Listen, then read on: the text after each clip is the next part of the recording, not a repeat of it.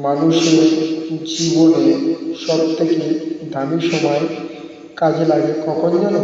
যে একটা মানুষ পৃথিবীর মধ্যে সব কিছু অন্য কিছুর থেকে দূরত্ব করে নিজের আল্লাহকে, এক ঈশ্বরকে খুশি করার জন্য সব কাজকে যখন সে বিসর্জন দিয়ে তাকে ডাকতে থাকে, সে কাজটা হলো পৃথিবীর মধ্যে সবথেকে দামি ও মূল্যবান।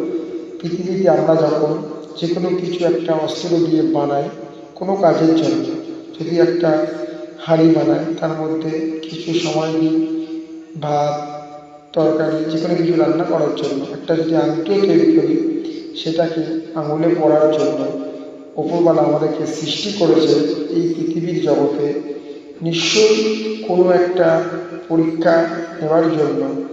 এক নম্বর, একটা মানুষ পৃথিবীর মধ্যে জন্মায়।